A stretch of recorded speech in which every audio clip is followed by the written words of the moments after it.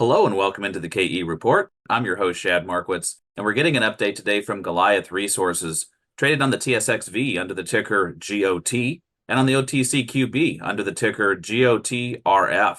And we're joined today with the founder, CEO, and director of Goliath Resources, Roger Rosmus.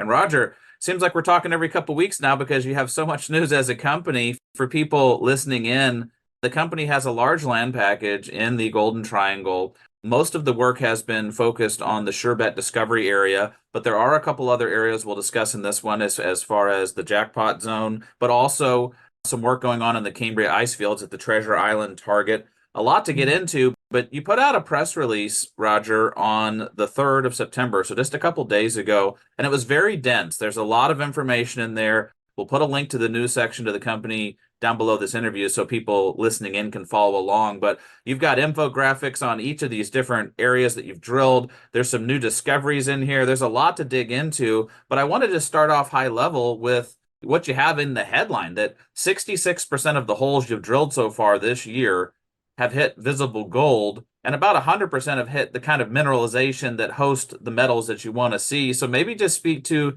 the success rate that your team is having. It seems like everywhere they poke a hole in the ground, Roger, they're finding pay dirt. Yeah, hey, Shad. Thanks for inviting me back on. And yeah, it is a pretty dense news release. We wanted to pack as much in prior to Beaver Creek, and clearly, the success has been pretty incredible. It just demonstrates the continuity of this system. Where we're drilling this, targeting certain areas, but obviously with 66% of the holes having visible gold, obviously that's a very good telltale that suggests that the assays should run. And yeah, I think last year was like 33% of the holes we drilled, but this year's it is deeper holes, and so that number is obviously increased here. So we're very excited about that, and so we decided to expand the drill program from 15,000 meters to 36,000 meters. We were able to manage to get additional rigs, so we have 8 rigs turning like this moment, and hopefully we can get the job done here before the snow starts flying here in the next sort of month and a half or so. Yeah, Roger, 8 drill rigs going at the same time. You've biggie-sized your drill program, and so there's a lot of different areas that the team is testing on the ground there. I guess let's start with the known entity first. The Surebet Zone and the Bonanza Zone. It seems like you've really expanded the Bonanza Shear Zone quite a bit. Maybe let's start with Bonanza and the Surebet, and then we'll go deeper as we go. Sure. Yeah. Well, so, the headline in the news release obviously was on GD 24260, which now actually has the highest concentration of visible gold we've drilled to date. That is in the Bonanza Shear, or has been modeled the Bonanza Shear. So this suggests that the structure is a principal conduit for gold depositing fluids. So, and possibly close to the heat engine, driving the system. And, it does remain open, which is pretty fantastic. So, we have more work to do, but certainly with this intercept, we're continuing to expand on that Bonanza Shear Zone based on the holes we have planned to the northeast as well as to the northwest. So we'll be updating maps and so on as we're drilling along this year. And there will be an update. Hopefully, maybe during Beaver Creek, we might have an update for everyone that we'll just post on the our webpage under presentations. That'll be in the plan view and cross-section presentation that we've posted on our link on the webpage. All right, so more data coming, more maps, more cross-sections, so people can kind of dive in visually to where some of these holes are going.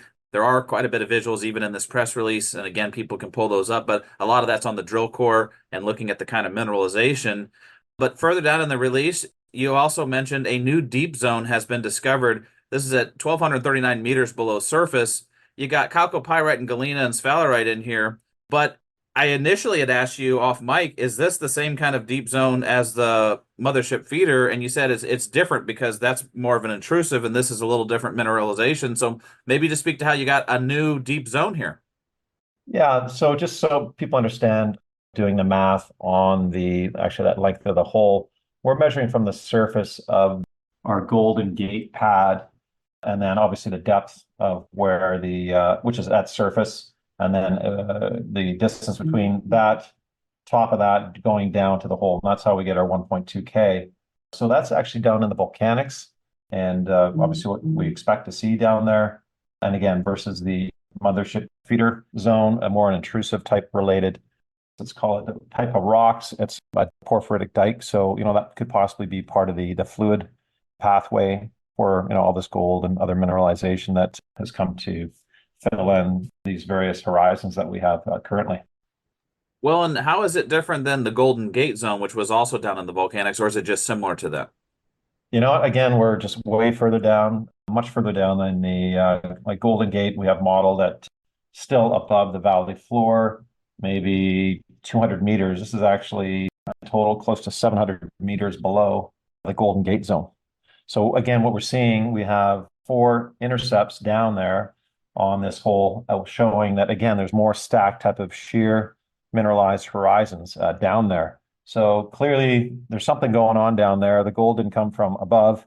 And again, there's something down there that we need to drill into. Hopefully it's going to be this year, but obviously it remains wide open, and we'll just continue to drill and again, hopefully expand on this new area.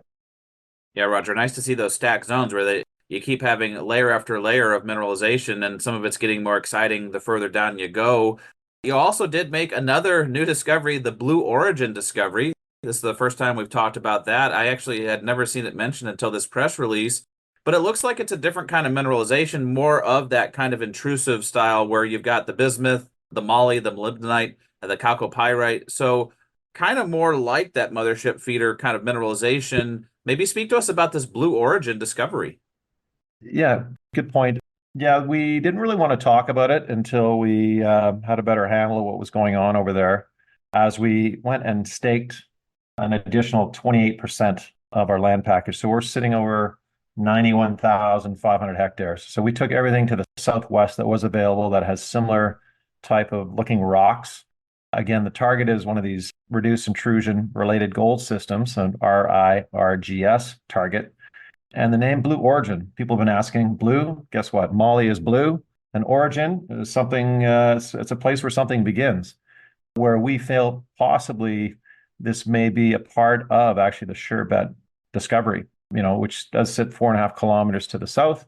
And again, could have been part of the driving force that made all this happen here in this particular area.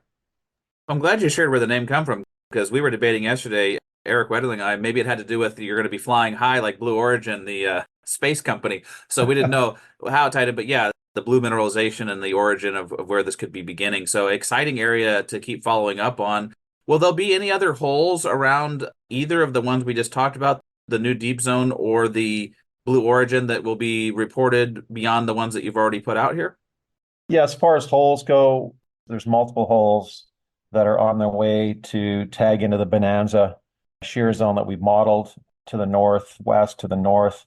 And again, just trying to expand on that particular area, because as people might remember, that hole 197 from last year ran, it was like 9 meters over an ounce per ton gold equivalent, which was primarily gold.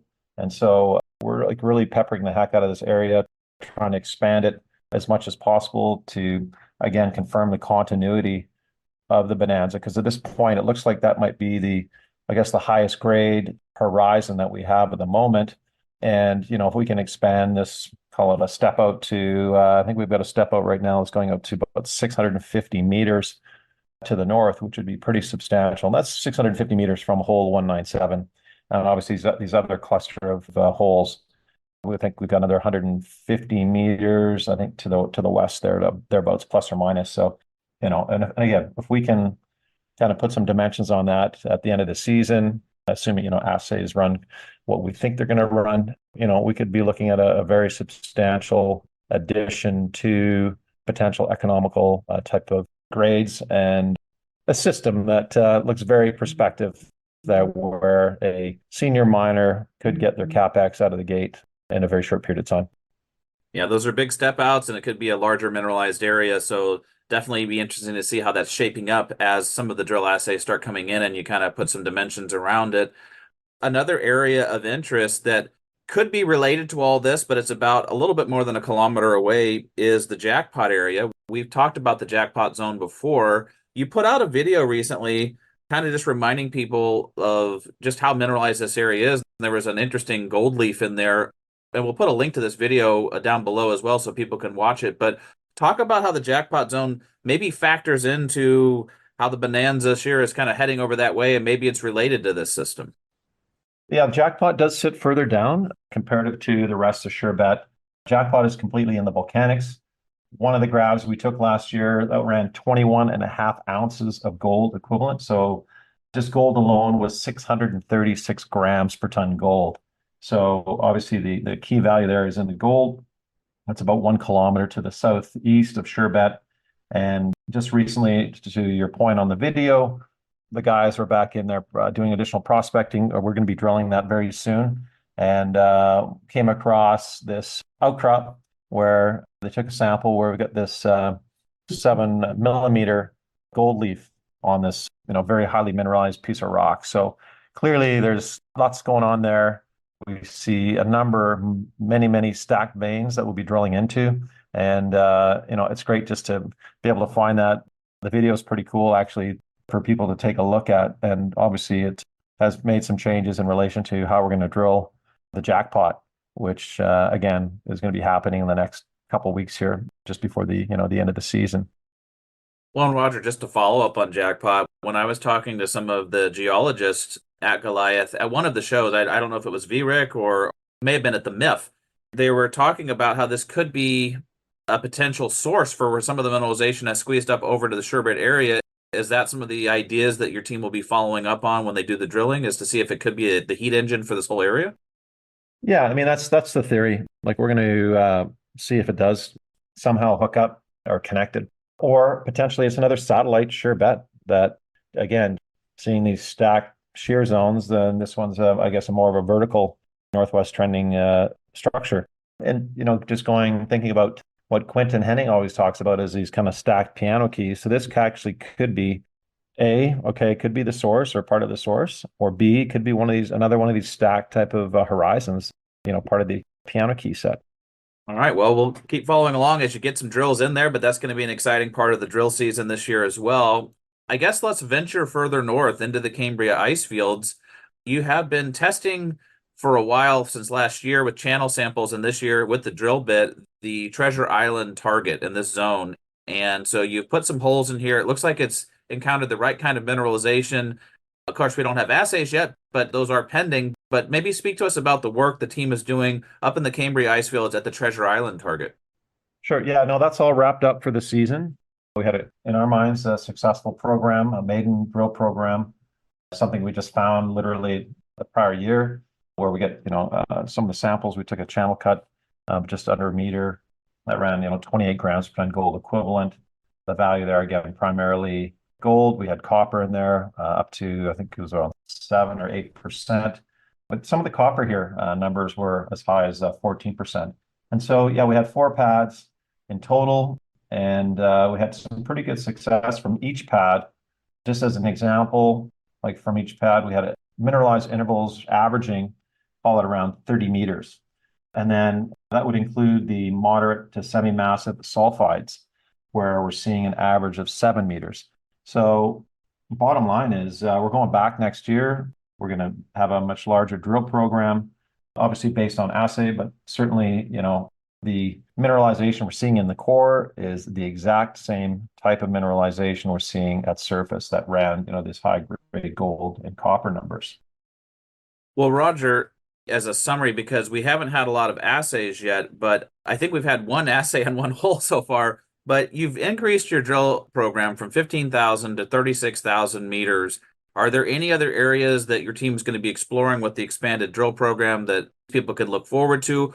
Or is it really just putting more color around all of the areas that you already know that you've got something? I mean, you got some new discoveries here, but I guess give us some color around the larger expanded drill program and what the goals are. Yeah, again, we're chasing that Bonanza zone. Again, we're seeing significant widths of mineralization. The first hole we did announce, or actually we announced 2 holes. There's one in there as well. It was about a 4.5 meter, decent grades, but the highlight was hole right next door to the hole 197. That was 5.25 meters, almost pretty much true width, and that ran over an ounce per ton gold equivalent as well. So the idea is, again, to expand on that Bonanza area, test parts of it that we've never even drilled before, And the problem that we didn't do the previous year is we just didn't go deep enough. And so now we're just going deeper this year, hence the higher meters that need to be drilled. And, obviously it's paying off in spades based on, the VG that we're seeing in, majority of the holes drilled this year. Well, and Roger, I know people will be chomping at the bit to see assays. Maybe speak to the game changer that photon assays are compared to the way people have been assaying previously.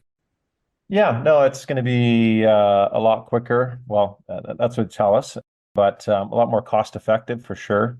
And so we are currently waiting for the backlog of the first, I guess, batch of holes that were sent down to ALS have to go back to photon assay. So that's been kind of a bit of a bottleneck for us. But I think once they get caught up in that regard, then hopefully we can get some news flow going and get the full picture with the photon assays included in the reporting of how much gold we have in these holes.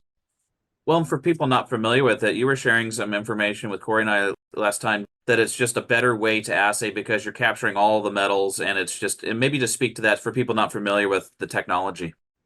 Yeah, no, essentially we're testing the entire sample that goes through. So the samples we're sending down, it's NQ, so we're sending about 1.2 to 1.5 kilo.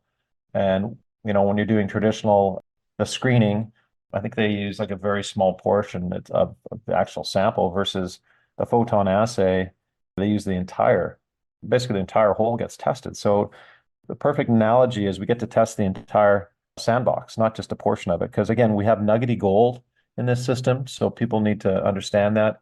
And let's say that one nugget doesn't get into the sample doing the traditional way. It's like you're going to show like a terrible outcome. And that'll be beneficial for this intrusive stuff as well that we're seeing VG in, which caught us on to this whole reduced intrusion related gold systems, similar to like a snow line. I'm not saying we are like a snow line, but similar type of mineral textures. And so when you're seeing VG in there, again, nuggety effect, guess what? Photon assay is going to be the way to go to capture all the gold.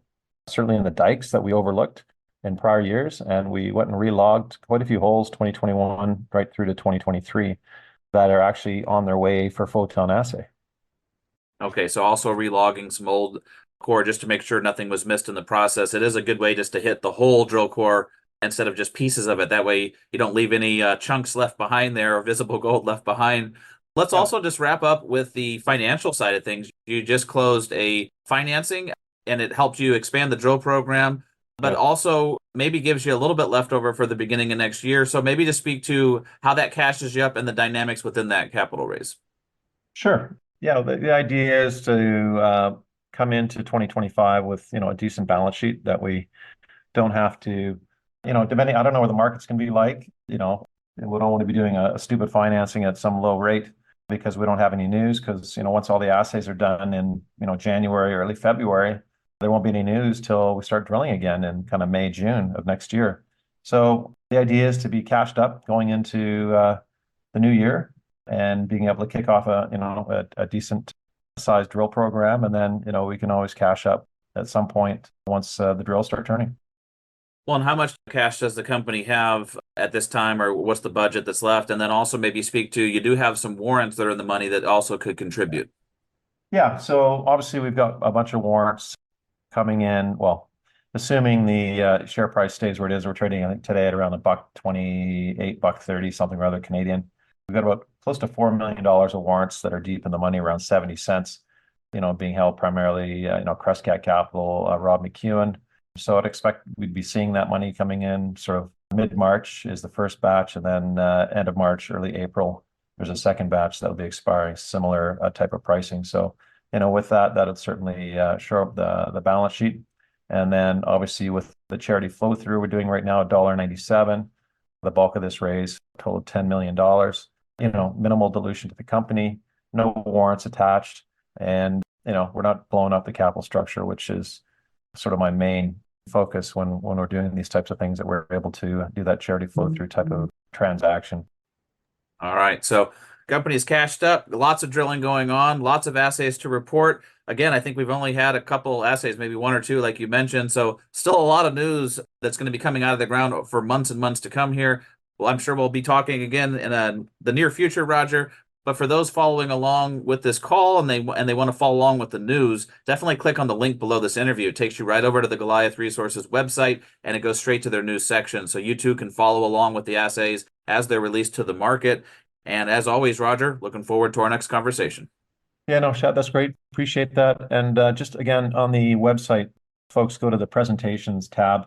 I have just uploaded a Blue Origin bulletin that gives you a little more information as to just giving you an idea of the distance from Surebet and some of the samples that we've collected to date and some of those grades.